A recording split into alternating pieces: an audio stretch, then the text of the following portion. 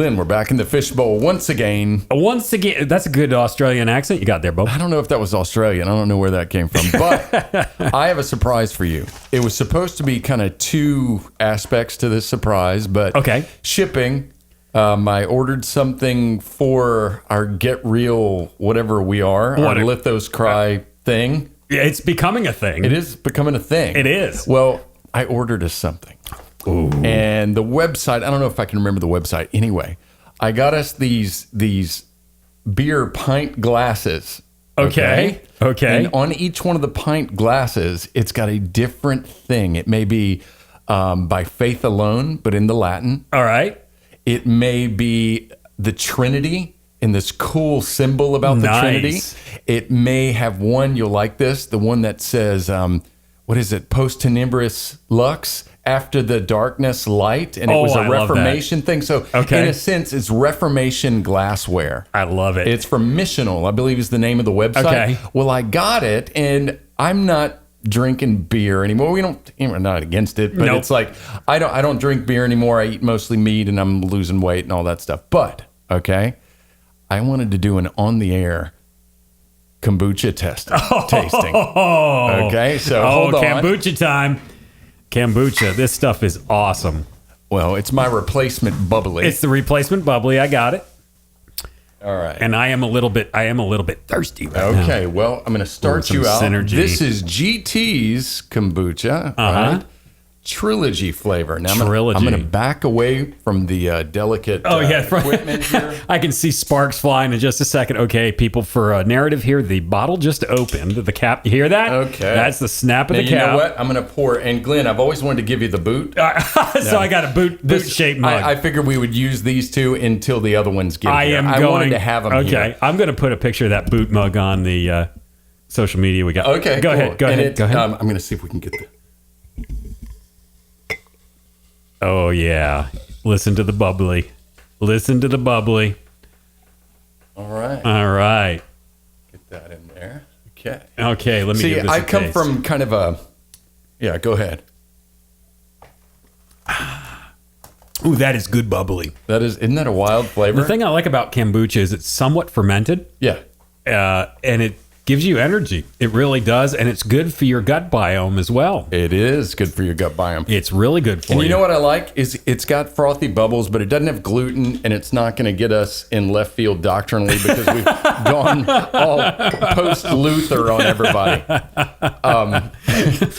You can come up with some really strange doctrines when you're like...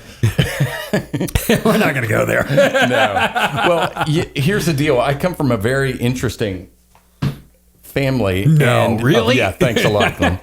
Well, back in the 90s, like in 1993, I remember going home. I'd graduated from college, and I come home, and in the refrigerator, they got this big vat, like glass jar. And I'm like, what is that? And I take the wrapper off the top, and I look down in it, and there's like this mushroom floating in this weird water, and they're like, oh, that's kombucha. It's like this so since the early 90s, I've been drinking this stuff. And then now it's like all over the place, and it's unbelievable. But Dan, I don't care what anybody says, but you are a trendsetter. Oh yeah, it was absolutely. Me. It was all, totally. I'm you. the black sheep of that family. I was like all like Mountain Dew and Reese's cups for quite some time. Here's something I like about the bottle is it's somewhat psychedelic. Oh yeah. Yeah, take a look at that bottle. Oh yeah, let's see. Yeah, Synergy. Oh yeah, GTs. Yeah, quite good stuff. It though, is good stuff. Yeah, Trilogy. And the cool thing about it, this is my one type of thing where I can break my diet a little bit. It's like 16 carbs. That's nothing. Yeah, it's nothing. That's at all. nothing. So, this is good. This is good stuff. I am ready to do some intense podcasting now, man. Just a warning. If anything goes wrong doctrinally, it's because of GT's kombucha. Are you feeling the synergy? I am. I'm feeling the synergy right now. Well, you know what mine is? Mine is guava goodness. Guava goodness. And it's delicious. Here you go, sir. Clank. Oh, deliciousness. We have a good time in the fishbowl, don't we? I love it in here. I look forward to this every week when we do this, when we have the opportunity to do it. Unfortunately, we had to take a break last week because I was on a little road trip. Yeah, Ooh, you were. Segue. No, How about that? Segue. That was good. The prep. It's the kombucha. It's the kombucha. Okay, what was the kombucha? Kombucha. Kombucha. So I had the opportunity to go to Tampa, Florida for the weekend. And I weekend. did not, and I hate you for that. No, I don't. But how'd it go? You've told me some things, but give me some play-by-play. Oh, it was an awesome trip. I took my wife, Deb, to go to the Orpehum Theater in Tampa, Florida. I'm going to tell you in a minute how this all came about. We went to the Orpheum to see 3 bands. It was actually 5, and one of them we actually knew the person in the band. We'll get to that in a minute. I don't want to spoil it all too soon. We went to go see Delain. Of course, anytime Delain rolls into the United States, I am there. Yes. Amorphis and Anneke, who you know from the Devin Townsend Project. Wow, that voice. What a lineup it was. And opening the show was a band, Somnet, and Raymond, who is in Armor of God, plays the keyboards for Somnet. So it was really cool because before the show, we're just walking down the street and Raymond recognizes me in downtown Ybor City it was. And is like, Lithos Cry, is that you? I'm like, Raymond, is that you? And it was great. And Deb just stood there with her mouth dropped. We actually know some of these people. And I also ran into people that we had met at the Haven a year ago. Oh, yeah. When Armor of God was playing there. One of the guys was like, hey, don't I know you from somewhere before? We were trying to put it all together, and then it came together. It's like, hey, wait a minute. It's the Haven in Orlando. The Haven in Orlando. So we were in Ybor City, and I love that city because it's very cultural, multicultural, I would say. It was established by a Cuban immigrant, and it was the cigar capital of the United States for a good while. Really? Yes, it was, yeah. A lot of cigar factories still there. A lot of people still making cigars, but that was its big claim to fame. Also, you have an Italian population there. Some Germans eventually moved into that city as well. A lot of different cultural aspects. I got to eat my Cuban sandwich at Carmine's restaurant, which I was very excited about. Nice. I think that's one of the things I kept talking about the whole way on the trip. Was how I was going to get my Cuban. And you got to get it with the press bread. You have to get it with the press. No, it's not a Cuban. It's just a sandwich. It's a sandwich. So it's really good that way with the pressed bread. What made the trip even more interesting is on Thursday night before we leave, I was sitting in here doing some preparation for before we went down there and working on some things. And Deb comes in and she's like, there's a tropical storm that's going to hit Tampa on Friday. I said, no, I had not heard that. Where'd that come from? So just before we get down there, this Tropical Storm Nestor, we'll talk about the name in a second, brews. We get down there at about 3 o'clock in the afternoon, and it's starting to get dark and rain. And then all night, Friday night, the wind was just insane. And there were tornadoes in central Florida that night. It still rained through Saturday morning a bit. It rained a little bit while we were in line. And you'll hear during the interviews that I got in line, you'll still hear the wind blowing. When we got down to downtown Ybor City, there were palm tree branches just falling out of the palm trees while we were there because the wind was pretty wild. So when we got down there, I asked Deb, I asked, what in the world does the name Nestor mean? I've never heard that one before. So you're driving and you're like, honey, Google this? We were in the hotel room. Oh, okay. We were in the hotel room at this time. I asked, what does Nestor mean? She looked it up. Believe it or not, it means biblical miracle. Really? Yes. So that got me a little bit more excited about this trip. Okay. This was a trip that I was not originally planning to do. I had heard that Delain was coming to the United States. And we've been so busy up here with the podcast and everything going on. A couple other projects we got in the works, as if we don't have anything going on up here. I just didn't know that I was going to be able to make that show. Yeah, I mean, being independently wealthy as we are, that greases the skids for a lot of extracurricular activities. Oh, it does. It really does. Extracurricular activities is our middle name. Yeah. So hey, that's high class kombucha that you're is sipping on. It's really good stuff. So just a few weeks ago, Deb and I have a friend. His name is Joey. And Joey has a symphonic metal band. It's a Christian symphonic metal band out of San Francisco. Deb was Joey's real estate agent here in Charleston and sold him a house. Okay. really weird how God arranged this whole thing. And it's funny because when Deb's showing him houses, he turns on his stereo in the car and he's like, I bet you don't know what this is. And he started playing the music. She's like, that's symphonic metal. And he's like, nobody knows symphonic metal in the United States. So Joey texted Deb. We hadn't heard from Joey in a while because he moved to Florida to take another job down there, down to the Tampa area. So he texts Deb and says, hey, Delain's coming to Tampa. Are you guys going? And Deb read me the text, and I said, Deb, we are going. Yeah, you said one word. There. We are so there. So I bought the tickets. I bought VIP tickets. It's a good venue. I saw Nightwish and who else we see there? I can't remember. Oh, you can't beat the Tampa venues. It was really cool. And they had good pizza near there, too. Yes, they did. There's a lot of good food down there. Back in my gluten days. That's right. You ate that calzone that time. Oh man. Yeah. And you were so sick the next day after that. You just made yourself so sick. They don't mix. So I went ahead and bought the VIP tickets for Joey, me, and Deb immediately after I got that text the day after. I bought the tickets and I texted Joey, hey, I got the tickets. And then the next day I find out that it was Joey's birthday.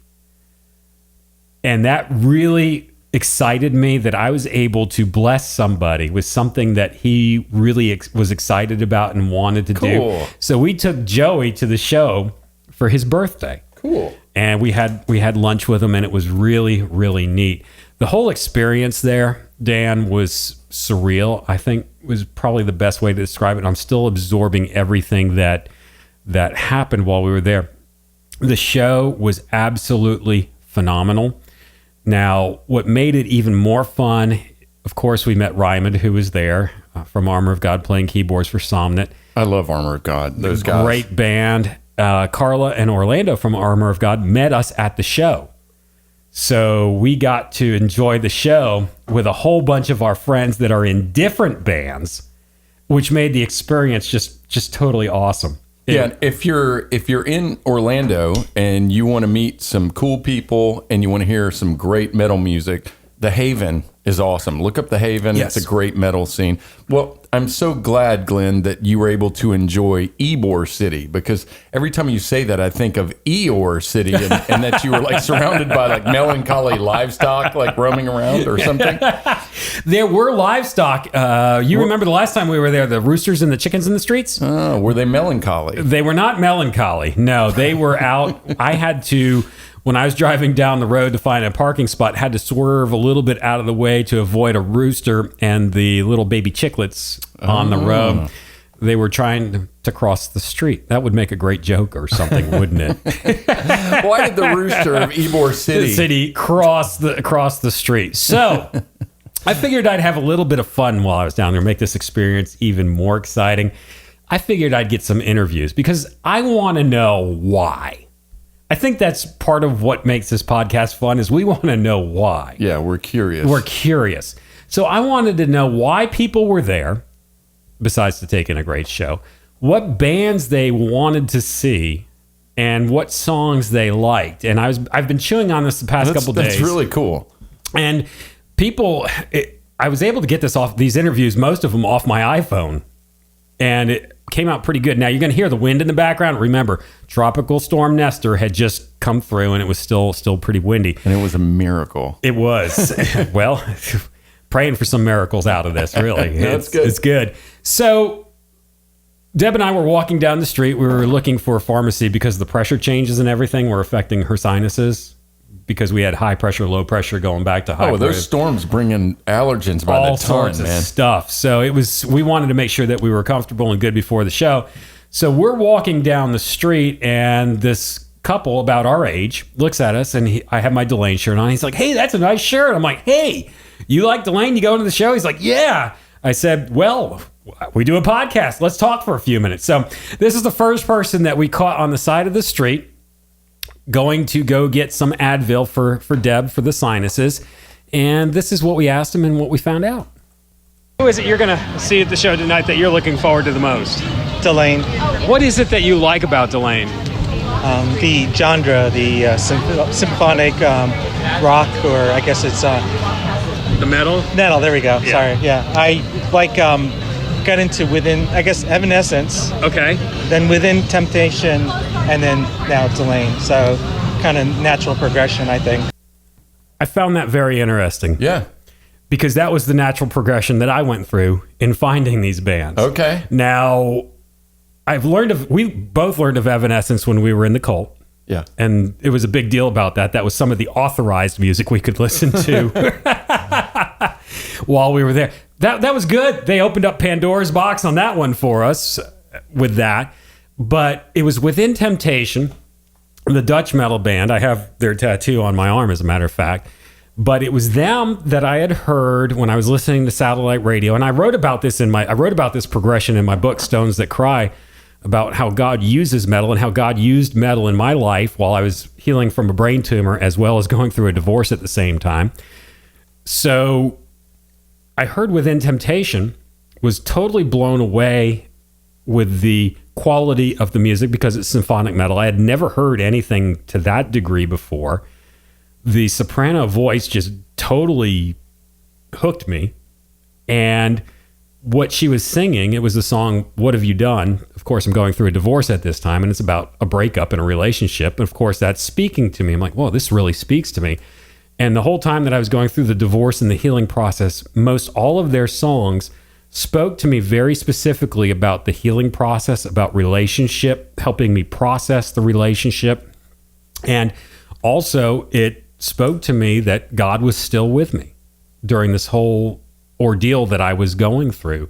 So I found that very interesting that he went down the same progression that I did, because when I found Within Temptation, of course, you've got Pandora, music, and that led me down the trail of finding all these other bands, and Delain was one of them. So that's how I found Delain. And the first time that we saw Delain, when they opened up for Nightwish, when we went up to Charlotte, North Carolina, for me to hear Delain play those songs live that I had listened to through that healing process, and to actually see those people was really special to me, to do that.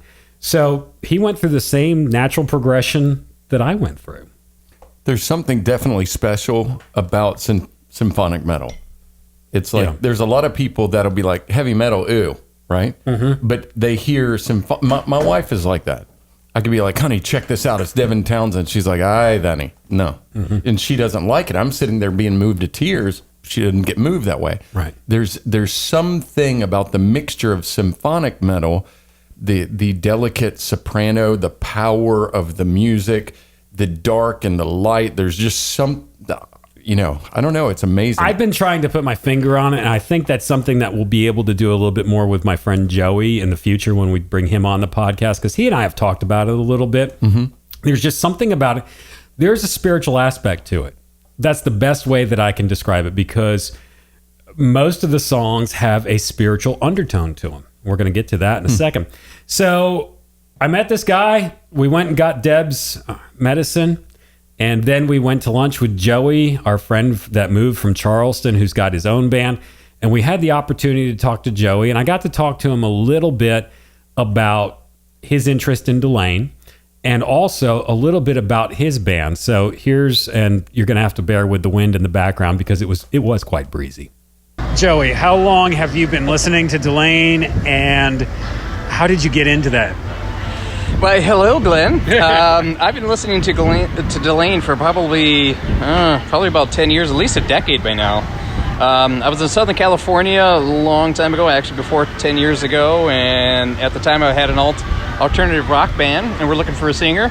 Went on bandmix.com, and a lot of the female singers had these bands I've never heard of from the Nordic regions of Europe, like Delain and Nightwish and Epica, and I'm like, what? I've never heard of these bands before. So as soon as I started listening to some of those bands, I got totally hooked. Delain being one of my main bands that I have in my Spotify rotation. What's your favorite song from them? Oh, my favorite song. Okay, so I got to say Frozen.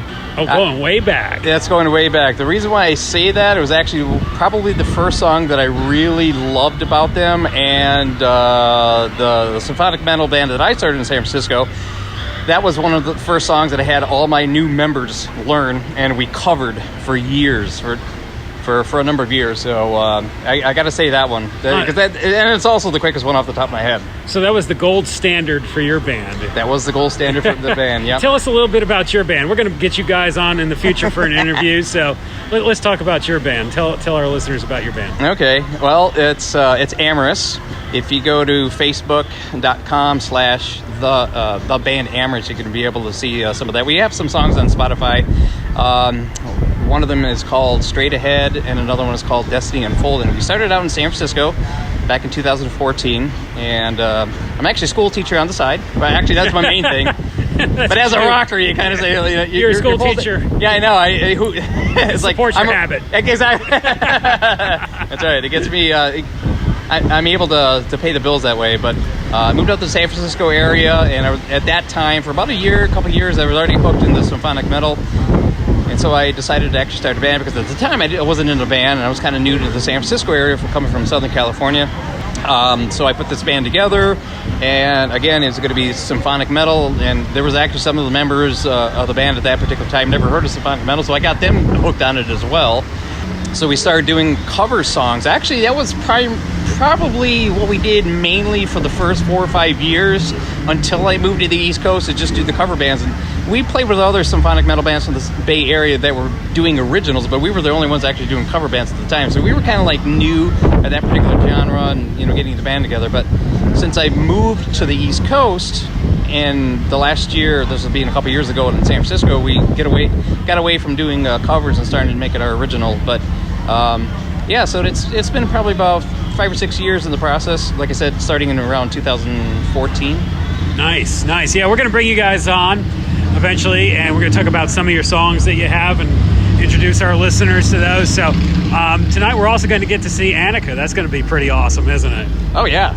We just met Ryman just a minute ago from Armor of God, and he's got another band, another project called Somnet, and they're opening up tonight as well. So I've already run into Martin from Delain and Timo and Charlotte on the corner of the street going to get a sandwich. So it's pretty awesome just sitting down here in Ybor City. This is great. We got a bunch of roosters running around in the street too. So if we get hungry, we can get chicken nuggets real quick. I haven't seen the roosters yet, and I got to say, regarding the venues and seeing some of these people that are actually in the bands of the song or of the bands that we're going to be watching, it's kind of nice that the venues are still small and these bands are not as widely known here in the United States, so they have the smaller venues. It's a little more intimate. You can actually run into them. Yes, exactly. So I actually kind of like that. Of course you want them to grow. Of course you want the United States to become more popular and knowledgeable of this genre of music. But as soon as that happens, they're talking about stadiums, and they're going to be like ants to us. They're going to be like Glenn and Joey. Who are those guys? Yeah, exactly. Yeah. You're not going to be bumping into them in the streets, and getting up against the stage is probably going to be like $500, and $100 ticket, they're going to look like ants. They're not going to be able to see them anyway. So this is actually kind of nice. It is nice small setting, and it's really kind of cool down here. I mean, I can smell the cigars down the street. It's just a really great atmosphere here. So we're going to talk to a few other people too. I see people starting to line up outside for the meet and greet, which we're going to be taking part in on a little bit. Yeah. So there we go. We're looking at the venue right here. Yeah, so I know you're familiar with this venue. You guys have been down here a couple times. Been here before, yep. So I'm kind of a newbie, and I actually didn't know that we were looking at the front door of the place. That is the front door right there, yep. It's bigger on the inside than it looks on the outside. It's kind of tricky. That's cool. No, I'm really excited about that. Cool. Man, we're gonna rock out tonight, man. It's gonna be awesome. Yeah, I'm sure it's gonna be loud, as most metal concerts are, and we have our earplugs just in case. Well, if it's not loud, I'm gonna be very disappointed. That's a good point. I'm gonna want my money back if it's not loud. Yeah. No. We have the earplugs back up just in case, just in case. But I get that. Yeah. I personally like to feel the music, and I love to feel the music. Yeah. I love to feel the music physically and not just metaphorically. Absolutely. All righty, thanks, Joey. Yeah, thank you very much. So that was our friend Joey. He sounds super cool. He is super cool, super talented. He's the drummer. He started his band Amaris. They're kind of a remote band now. So the singer lives somewhere else, and they what they do is they all take their tracks and email them, and then have it all put together. And they've got chops. They're really, really good. I want to get them on. They are a symphonic Christian metal band, is what they are, and they are just as good as anybody else that I've ever heard. They are really good. You know what's crazy? All the metal interviews that we've done, it's not atypical to find somebody that is an educator, or it's like, well, what do you do? Well, I'm a clinical psychologist on the side. Yeah, on the side.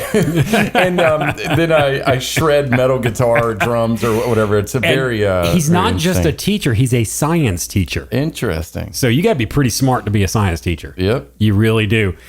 That was fun talking to him as we were sitting there. I started to see the line growing for the VIP meet and greet. And you know the way these things go. We've gotten caught where we almost didn't make it in time to get the good seats. Oh, yeah. So, yeah, I've kind of learned how to catch the wave on these things a little bit. And I saw people lining up, and I thought to myself, ooh, good opportunity for interviews. So I got myself in line and started just asking people in line, hey, who do you want to see? Why? What's your favorite song? And the songs that they came up with, Dan, we're going to do a little bit of talk about them. I want to talk about that in a minute. We had a special surprise while we were in line, too. We met members of another band. So here's the first set of interviews that I got. Joey, how old Beefy Fingers here. strikes again. Yep, I'll edit that. It's funnier if you don't edit it.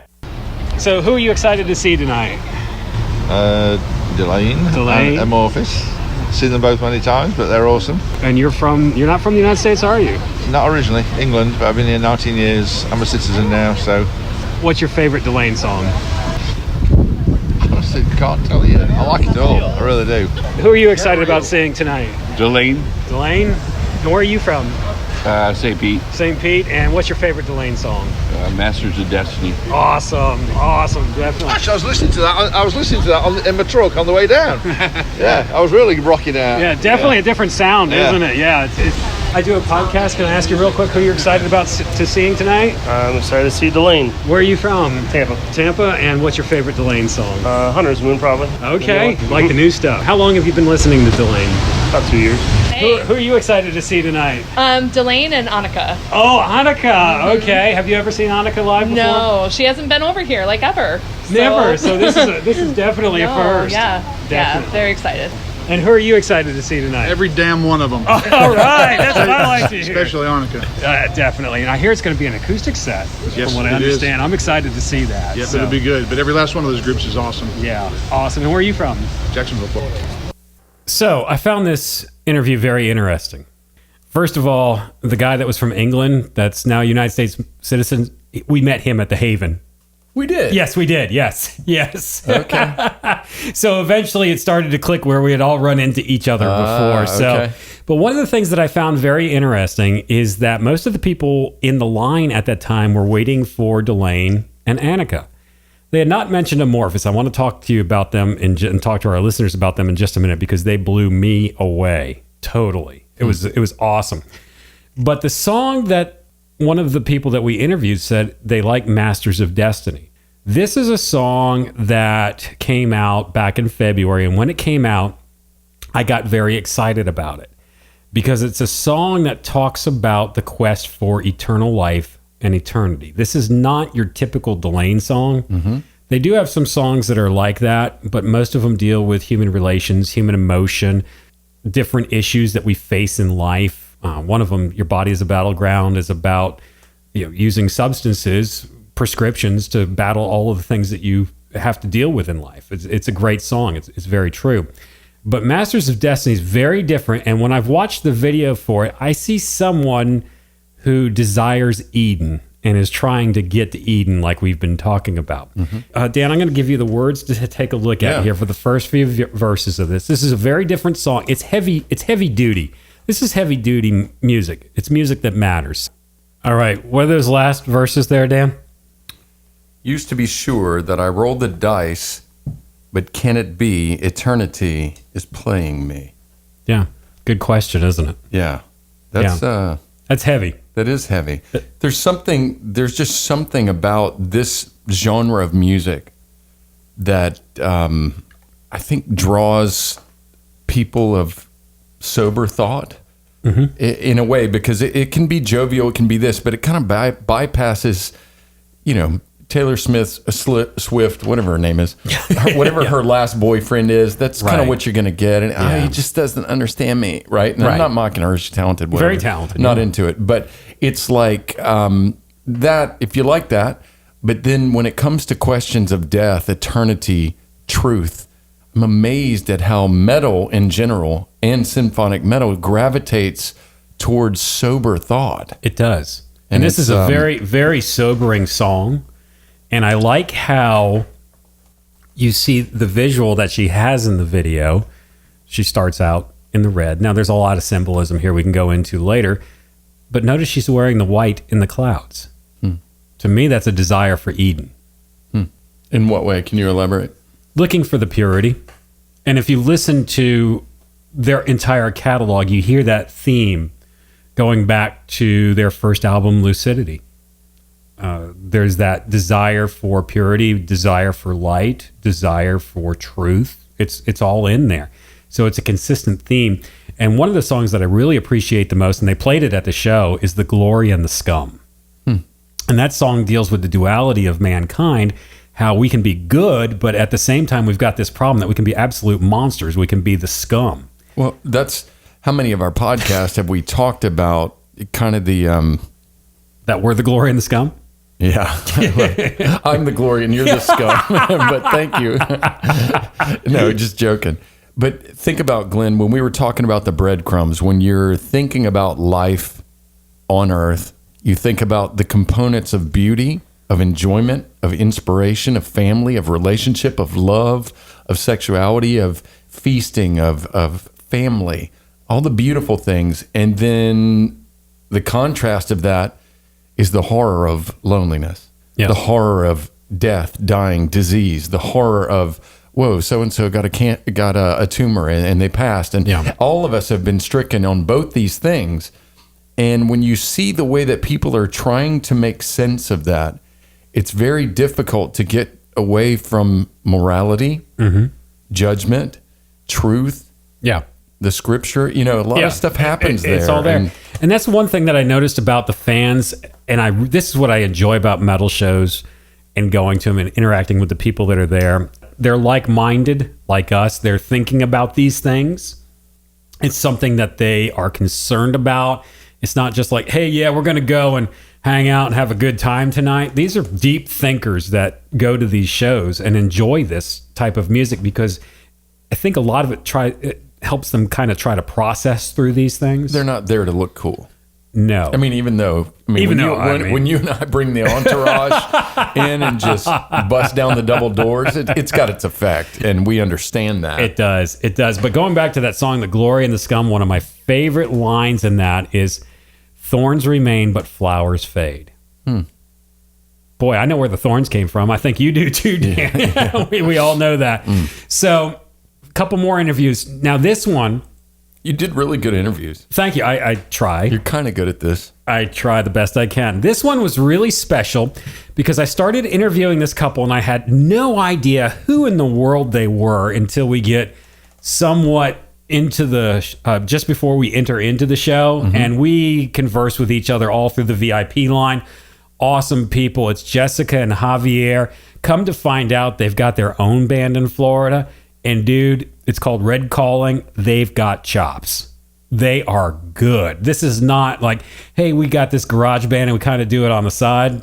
We're going to play a clip from one of their songs in a second so our listeners can listen in. And I want to get them on the show and talk about, because some of their songs deal with the same things we're talking about. Life, death. They got a song called Breathtaker. Interesting. Wow. All right. Yeah, probably about cool. life and death a little bit. So I asked her a question and she really was excited to see Anneke. Oh, yeah. She was really excited to see Anneke, and it's really interesting the song that she says that is her favorite Anneke song. So, here we go. So, who are you excited about seeing tonight? Anneke. I'm a huge fan of The Gathering. Oh, Yes. man, going all the way back. Yes. I've been a huge fan since probably 2000, 2001. Okay, what's your favorite song from The Gathering? Even the Spirits Are Afraid. Okay, Yes. okay. How about you? Who are you here to see? I'm here because of her. hey, that is a good husband. Yeah, I'm super honest, man. But what's the band that we saw, Delain? Delain, yes. We saw them opening for Lacuna. I think they played with Lacuna Coil in Orlando, and I really like them, so I'm looking forward to seeing them. They're awesome. Yeah. They are. My wife, who's up the street, she's like you. She's here because I'm here. Because of you. Because of me, she's a good wife, but she likes Delain. She likes their artwork. So, Jessica and Javier, awesome people. They gave me a little bit of rundown on the history of Ybor City while we were standing in line. I did not know that there are tunnels that run under the city, and those were used for bootlegging during the Prohibition era and also to bring in Chinese prostitutes into Ybor City. I had no idea. I was like, that is absolutely fascinating. Whoa. That's heavy stuff. So, but her favorite song, The Gathering, that's where Anneke got started. The Gathering is a band that started in 1989 when all of this genre started to kind of evolve into what it is today. It wasn't until, I think it was the 90s, the first album that Anneke was featured on by The Gathering was Mandilion. Now, Mandilion is another word for the Shroud of Turin, or mantle, which is interesting in and of itself. So she was with them, and the thing that I like about The Gathering, and it goes back to a lot of the things that we were talking about, they used a lot of the psychedelic sound in what they were producing. They eventually had to develop their own production company and record label because other companies had a hard time kind of marketing them. It was difficult, from what I understand from my research. And probably because they were so unique. They were very unique. So I pulled up the song, Even the Spirits Are Afraid.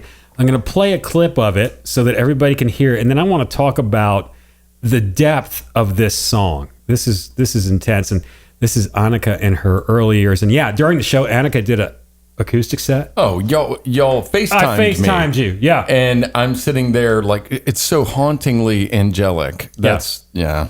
So here's Anneke with The Gathering with Even the Spirits Are Afraid.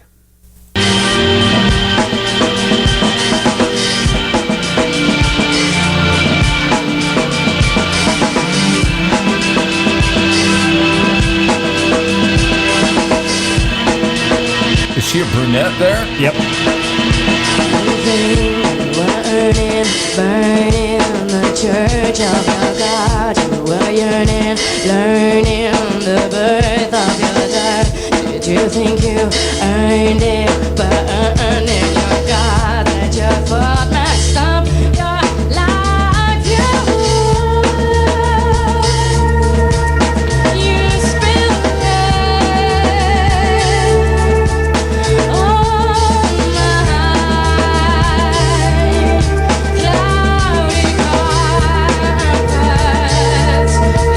I don't need to go any further. Wow, man. That's heavy.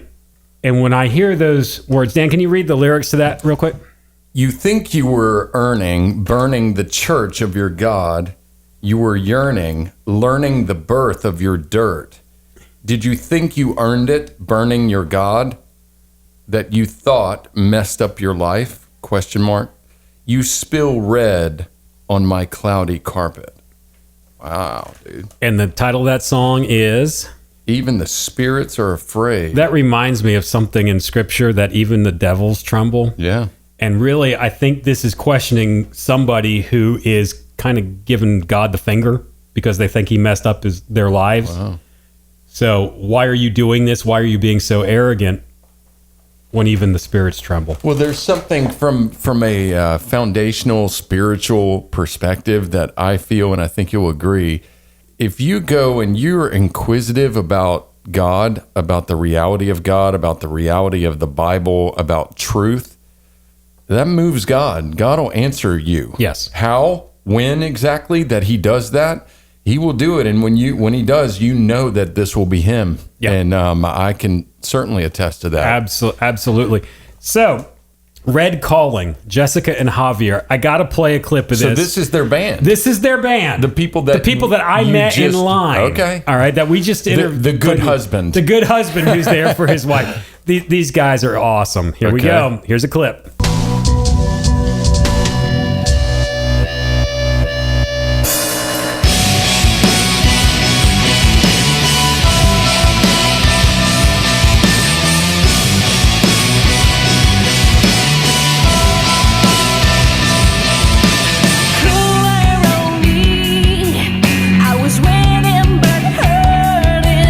Now I'm trying to deconstruct the mess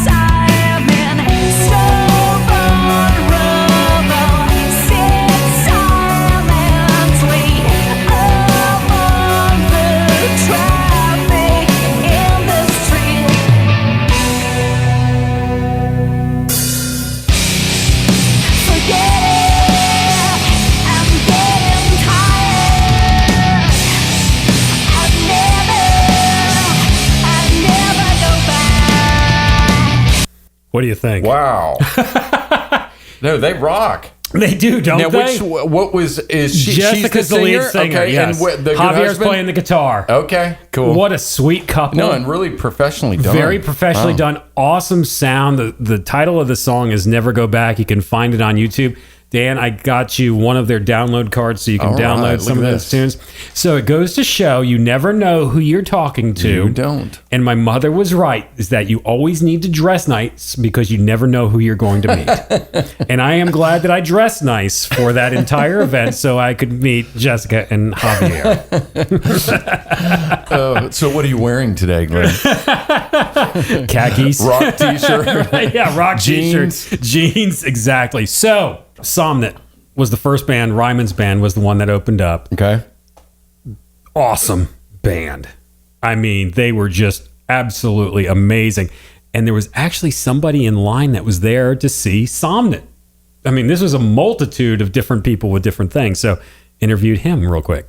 Who are you excited about seeing tonight? Somnet. Somnet, all right. My friend Ryman plays keyboards for them. Shane, he's bass. So if you're going to ask about favorite song, I like the entire album. Sojourn was really, really good. They had another one in 2017. Haven't gotten that one yet. So he was there to see Somnet. They opened it up. What a band. They are a doom metal band, and they leveled the doom. But the thing that I like about their doom metal, go ahead, Dan. These genres, I mean, all the different ones. I think I know what gothic or symphonic is.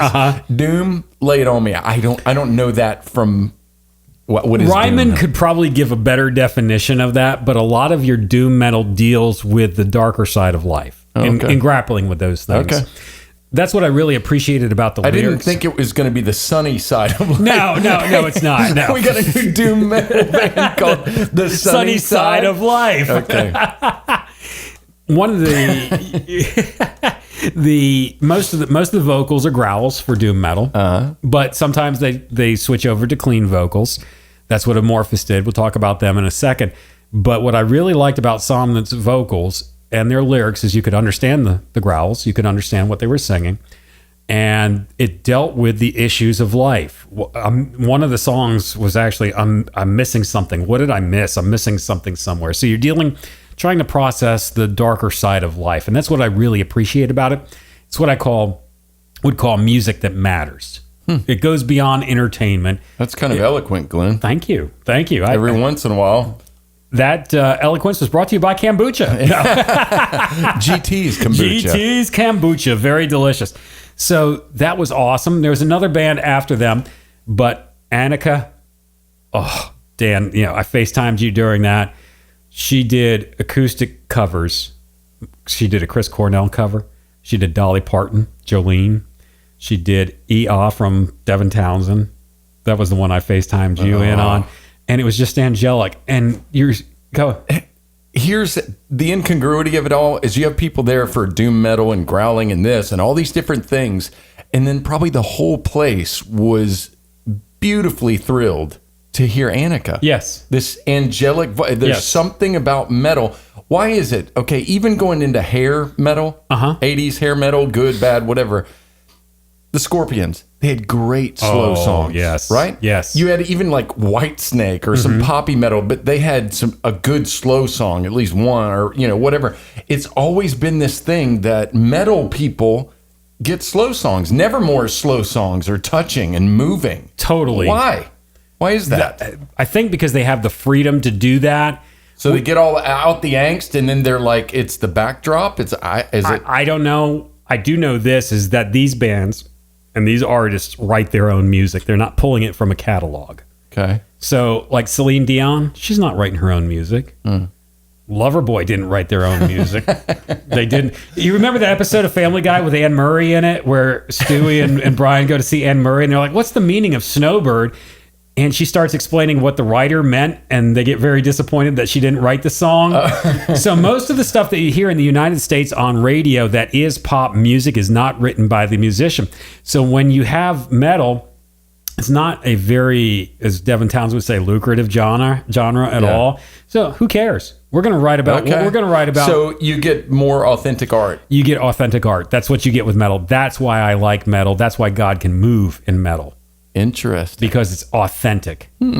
And you have very sensitive people that are expressing what they see and what they feel. They're expressing their desires and what they long for.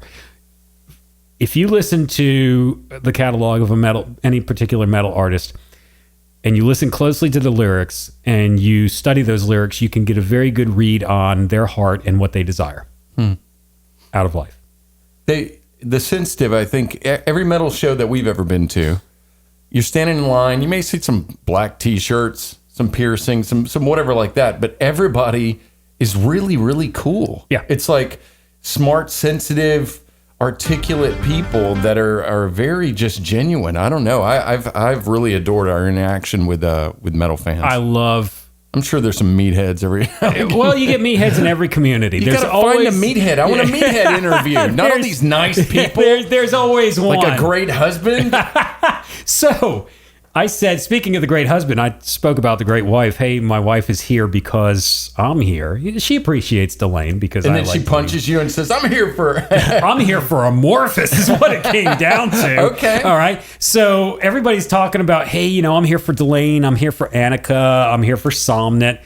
And Amorphis was amazing. Okay. I was blown away. I was familiar because they use Anneke like Devin does in their songs. They are melodic doom metal. There's growls, but they go back and forth in between the growls and the clean vocals. You have the yin and the yang. You have Exactly. Anneke as, I guess, the yin. Well, even the Gathering started as a doom metal band, and they brought Anneke in to kind of change the sound a little bit. Okay. It became more what you would call... That was interesting. I don't even know how to classify that. That is kind of like King Gizzard and the Lizard Wizard to me. Yeah, man. That's kind of that area where it's like, oh, this is really cool. I don't know what this is, but I really like it. Yeah. That's what I put that as.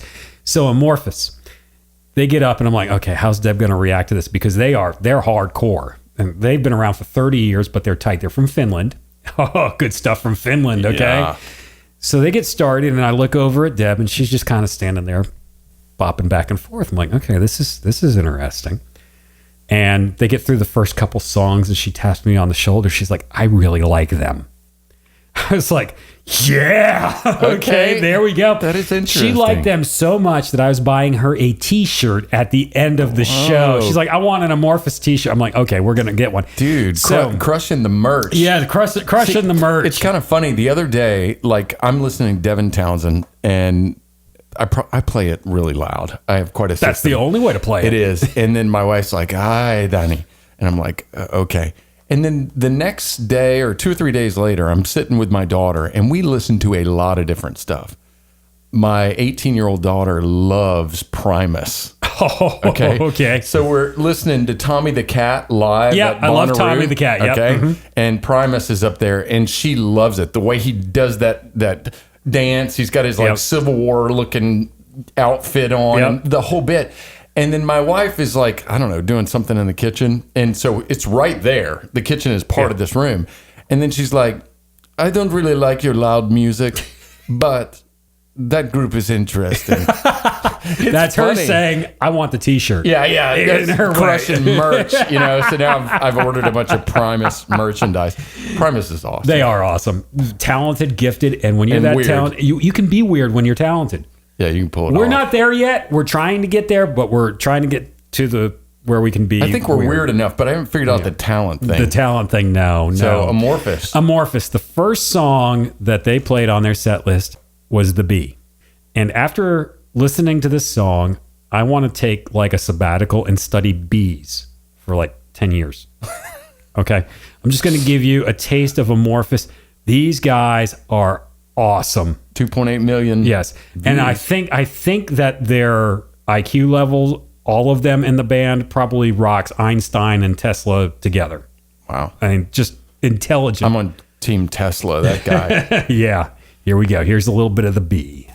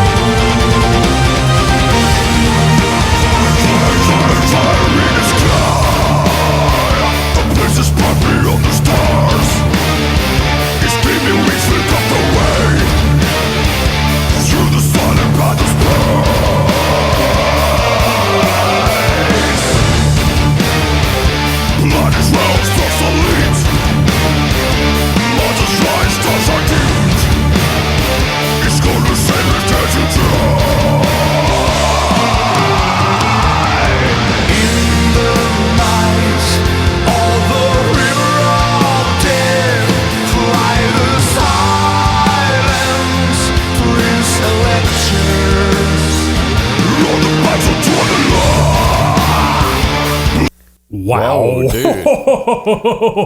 dude. You know what I really like? What's that? That they start with a very kind of a micro dynamic of the bee. Yes. And then it goes out and expands, almost kind of like the universe expanding all the way out into stars being lit and collisions and all the art going on.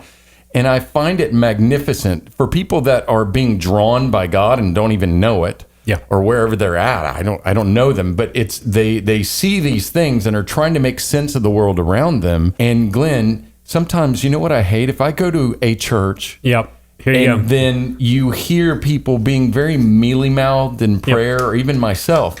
What I like to do is sometimes before I even address God, I like to think about the immensity of the universe, that I'm actually considering that in faith, I'm going to speak to the Creator, the planet maker, smasher, that guy, Cambrian explosion, the him who speaks worlds into destruction or into life, or and then I sit there and it really makes me understand a lot of the embitterness against the things of God, against the Bible, against church, because it's like when people are like, well, I keep God in my pocket, like, it's just and this type of metal is big, it's open, it's like, whoa, what would get stoked off looking at a quasar or a bee and a quasar, and that's from the bee psychedelic. to that. And you notice the video, it's psychedelically based. Yeah.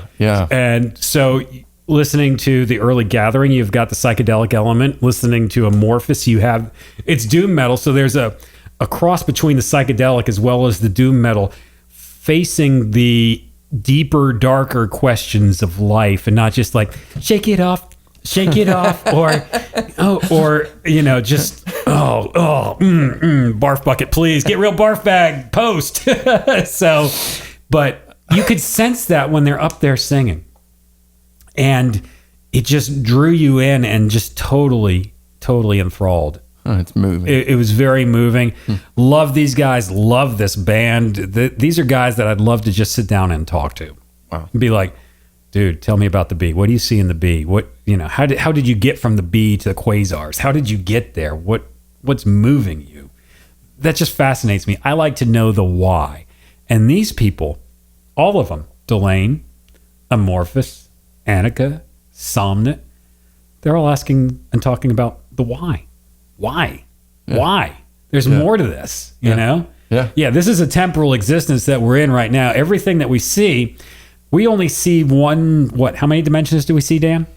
2, 3? We're three-dimensional? Yeah, three-dimensional as far as, we know there's more. There's more, all right? But we only see a certain number of dimensions. That's probably the best way to put it.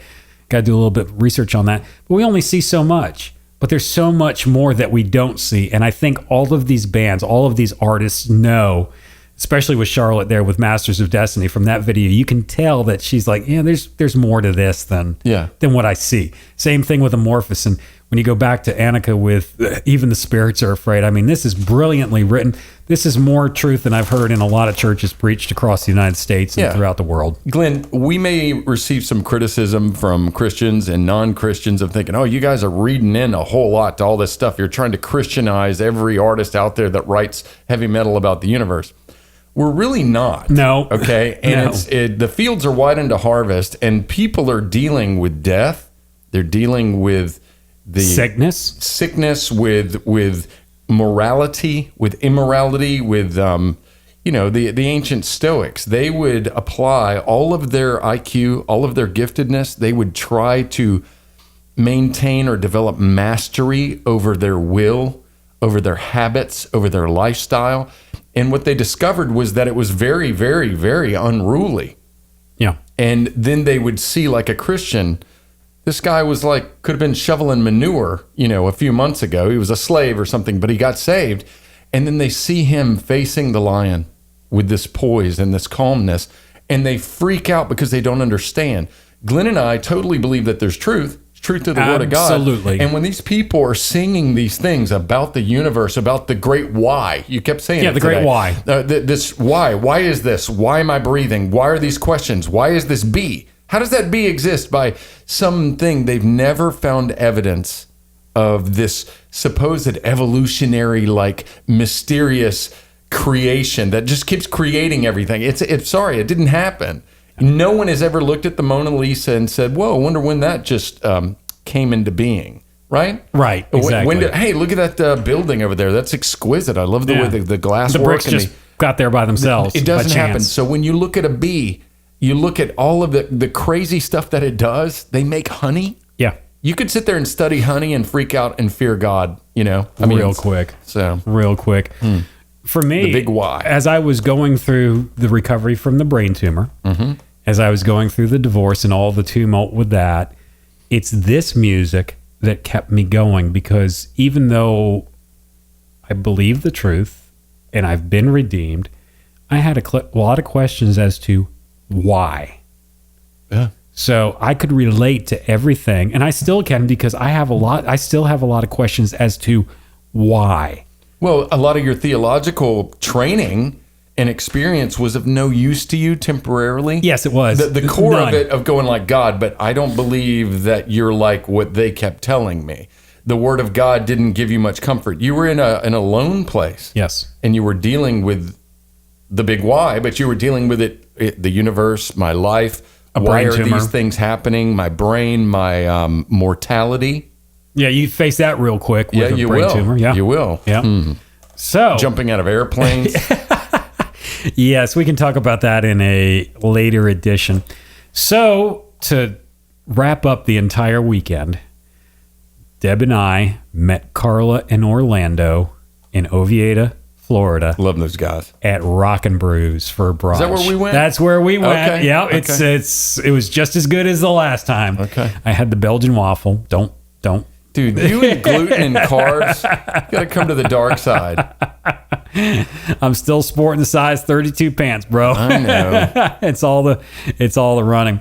So we got to talk to Karla and Orlando, catch up with them, and we got to get their insights into the show and talk about what they're doing and what's going on. A sweet interview time. So we're going to leave you with our interview with Karla and Orlando from Armor of God, and they are going to be at the East Coast Metal Church in Florida on January 4th. Where's that? That is in Florida. Very good. I'm going to have to look that up. I did not do enough show prep to look that up, but I do know this. I will be there with them on January 4th at the East Coast Metal Church, and I'm really looking forward to that trip. My dream of becoming a roadie is coming true. So here's Karla and Orlando from Armor of God and the sweet interview time that we had with them. We are in Florida with our friends Karla and Orlando from Armor of God, and yes, we just had a huge brunch at Rock and Brews. Hard to believe it's been a year that we talked the last time. I know, time flies. It's been great. It's been great seeing you again, and we had a great time at the show last night. It was amazing, and we had a great food right now. The food was awesome, and the show was real good last night. Karla, your thoughts on the show last night at the Orpheum with Delain, Amorphis, Anneke, and Somnet?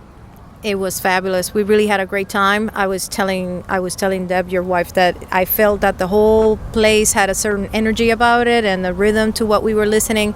It really made for a great night of rock and roll, and we were certainly tired at the end of it, which is how you should feel, when you have a night of rock and roll, And we were so glad you guys were there to enjoy it with us. It was really sweet to be there and to see Raymond from Armor of God with his other project, Somnet, playing keyboards and doing some background growls. For you guys, it was kind of like watching your kid in a school concert, wasn't it? Yep, pretty much. And also he's the musical. He flies like butterfly, musical butterfly, because he likes to. He had different projects. Mm-hmm. He's on 3 projects, but Somnet maybe disbanding. That's what I heard. But he has another project called Animus Invicta, actually, where he plays the bass in that one, and he's the lead singer on that one as well. Multi-talented guy. Yeah, we're so blessed to have him on our band. And also, he still has his own project called On Soul Wings, where in that one I play the drums. It's like a multiverse. It's kind of like when you watched comics. You know, there's another universe where Orlando is actually a drummer, I guess. I'm gonna have to check. I'm gonna have to check that out. The thing that I really appreciated about Somnet last night, first of all, they're tight. I mean, the show that they did was tight. The quality was good. Actually, the quality was excellent, and having that keyboard in there really added a lift to the whole what they were putting out there. And the whole time I was listening to them, I appreciated it because the lyrics were raw, they were real. It really just added to the whole atmosphere for that. I think it set it up really well. It reminded me a lot of Serenia in a lot of ways, their approach. Yes.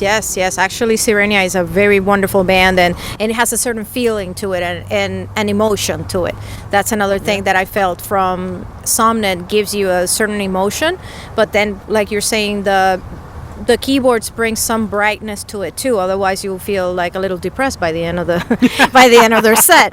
But it was very nice. The same thing with Amorphis. I really enjoy watching Amorphis live, and I thought you guys actually enjoyed it very much yesterday. And they have a way of conveying that emotion, and it's raw, and it might even be a little somber, but also the accents on the music keep you going, and it was really amazing. I love Amorphis. That was very interesting to watch Deb last night during Amorphis, because of the acts that were there. I thought that would be the one that she would least like. But Deb, Deb is wearing their shirt right now at Rock and Brews. She got the shirt. Deb, what were your thoughts on Amorphis? I was very surprised. I did not expect to like them at all. I came in thinking, okay, I'm doing this to be with my husband. I'm supportive. We're going to have fun together. And I enjoyed it. I was rocking. Their quality, I mean, they've been around for 30 years. Yes. They've been doing this for a while. They sounded good. You could understand what they were singing about. And again, it had that whole, it was dealing with the issues of life is really what their music is about. Same with Somnet. That's what the music was about. And then the real treat of the evening was Anneke. Yes. What'd you think of that Dolly Parton cover of Jolene? Oh wow, it was really interesting to see the whole metal venue singing Jolene together. Yeah, that was magical. Yeah. And like you said, Glenn, she actually paid such great tribute. She sounded better than Dolly Parton singing that song. And she got all the metalheads just singing with her, and it was a little bit of magic last night. And she's an amazing vocalist. Yeah, like I've never seen her live, and especially this raw acoustic set. Mm-hmm. You can really tell her voice, how controlled it is. Yes. Like everything, not a single out of tune note. No. Yeah. And that was not out of tune with no auto tune. I mean, that was just raw the way that it was. Yeah. So how about Delain? What did you think about Delain last night? Delain is close to our hearts. You know, we've seen Delain many, many years ago when they weren't really that big over here in the USA. We were watching them at the Prog Power in Atlanta, which is a wonderful event to get exposed to bands from Europe. And in my case, you know, I saw them for the first time there, and it's to see them after so many years and see how wonderful they sound, how they get everybody rocking, everybody, even the bartenders were like glued to the show. It was amazing. She's great. She has a great energy about her, and the sound is just like amazing. You know, it was like listening to a CD. You know, the quality, I mean, I know that the venue that we went to, it's good because we've played there as musicians. We also go and just watch the bands. Their sound is fantastic there, and it was almost like listening to, you know, like being inside of a live recording, of a professional recording for one of these bands. It was amazing. Absolutely. The music, the sound just filled the room. You could hear it, you could understand what they were singing, and you could feel it. And that's one of the things that I really like about going to a live show, is feeling the music through my feet and everything. That's just a lot of fun. Well, we've talked about all these other bands, but Orlando, the $64,000 question today is, what has Armor of God been up to since we met a year ago?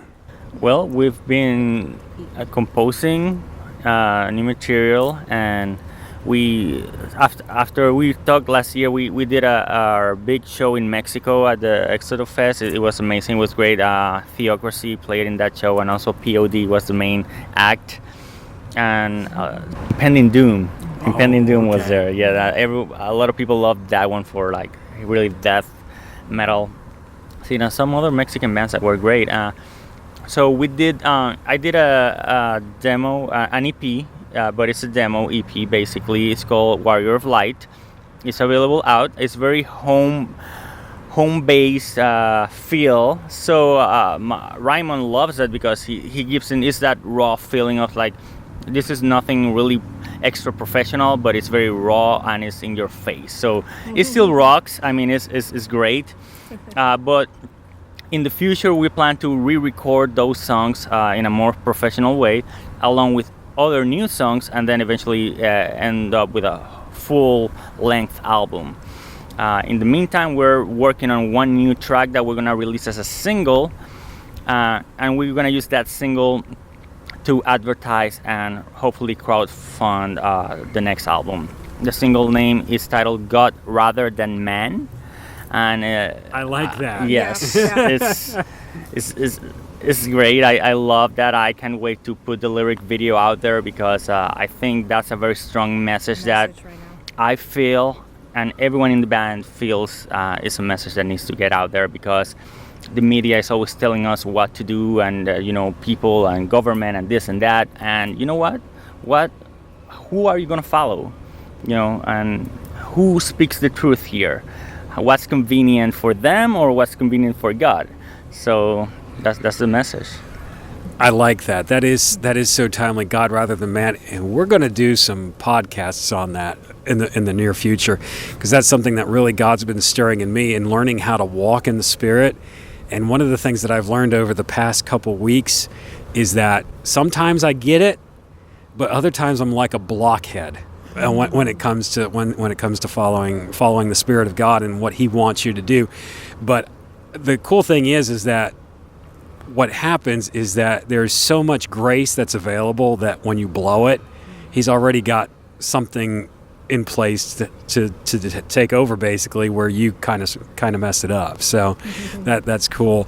Warrior of Light, tell us a little bit. You talked about that song a little bit the last time that we met. Tell us a little bit more about the lyrics of that song and what it is you want the listeners to get from that song.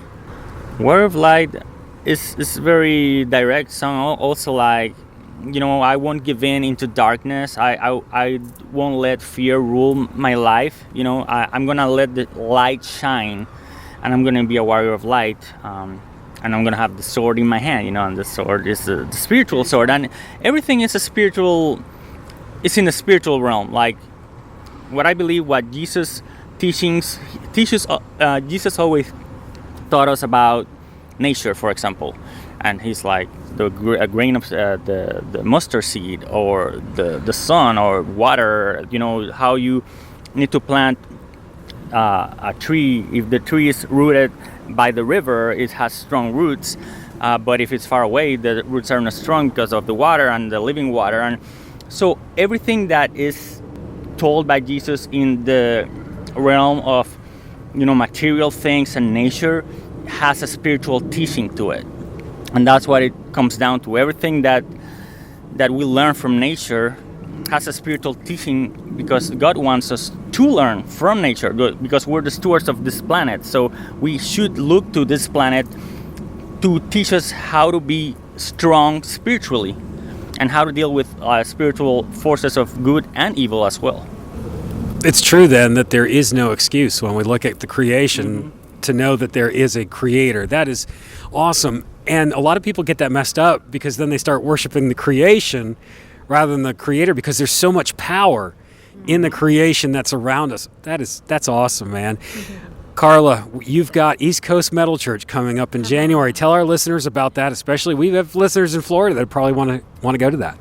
Well, East Coast Metal Church has been founded around 3 years ago. They're actually going to be celebrating their third year anniversary very soon, November 2nd. Yeah. I think so, yes. So it's a project that meets and gets together all the metalheads in the area that wanna have a wonderful rocking night out, but they also want to hear his message and they want to connect through the spirit. So they have their own local band, and they also bring other bands like our band, Armor of God, has played there, and actually offered the people that are normally going to a regular church, right? They go to what's the name of the regular church on that side? Oh, East Coast. It's the East Coast Christian Ministry. So yeah, Christian Center. So then they meet once a month, and then all the rockers get together, and we had a wonderful night based in his teachings.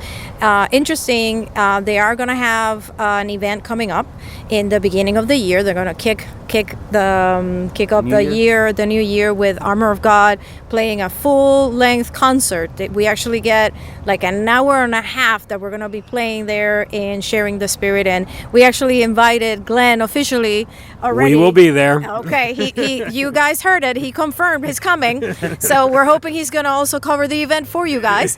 So it's happening. It's happening on the 4th of January, and we can't wait, to share it with the world, because it's a wonderful thing that they're doing over there. And we just want, if we can share it through your podcast and any other avenues that we can find, it's great, because I think it's a great idea. I wish more churches were doing this, Mm-hmm. Absolutely. One of the things that struck me again last night, and I want to get Deb's perspective on this, because this was her first time really interacting with the people at a show like this. You go to a metal show, you see all these people dressed up in black. Some of them look a little scary. They got beards, big beards, and everything like that. But they are the nicest people that you would ever want to meet. And we had a lot of conversations with different people. Deb, what was your impression of the people that were there at the Orpheum last night for the show? Great people. It's just an example of how you really can't judge a book by its cover. If you see someone and you're not sure you can relate, talk to them, because there are some awesome people out there, and I got to meet a lot of great people last night. Yeah. It was a lot of fun. Yes. It was a lot of fun. One thing I noticed that I actually didn't mention this to you guys, but I was thinking about it. Did you guys realize we weren't searched or none of our bags were opened and when we went into this venue? And we had a wonderful night of rock and roll. We were all having fun together, and nothing bad happened. Because when you really think about it, in the rock and roll and the heavy metal community, it's almost like a family. It's like a good kinship. You know that, oh, he's wearing that shirt, he must be a cool guy. And sometimes people have certain misconceptions about what might happen in an event that's all heavy metal and pretty doom, and it was pretty heavy last night. That was a heavy evening of me. That was not a Jack Johnson concert. It wasn't. I mean, the subject matter, going back to what the subject matter was, you're dealing more on the gothic side. You're dealing more with just human emotion. You're dealing with depression. And things like that. And the lyrics, when you picked up on some of the first song that Somnet did, just talking about there's got to be more to this life. I must have missed something somewhere. Where is it? That's the kind of music I can sink my teeth into, and I like to listen to, and it helps me understand the people that are on the stage. Yeah. Now, the song that always gets me when Delain comes on stage is Mother Machine, because it's a song about the Industrial Revolution, and you're rocking out to a song about the Industrial Revolution, which is really cool. Anything else you'd like to share with our listeners? Keep listening to this Get Real podcast, man. It's awesome. Thanks. I listen on my way to work, and I have a great time. I wish I was there having that conversation with them, like, oh, I want to say something right now. Well, you could. But I also don't think anybody's gonna hear enjoy you. listening to the other people that they interview. I learn from them, and I try to go look them up in Facebook and be their friends in Facebook as well. So I think we build a bigger family of Christian metalheads and people that want to make this world a better place. So That's kudos to the podcast for that. Thank you, Orlando. That's one of the things that Dan and I have really been enjoying in doing this. When we came down to meet you a year ago, we had 3 or 4 editions out. We're up to like number 50 coming out this week, which is exciting. But what we've seen is a community arise out of this, and we have friends. And I was sharing this the other night.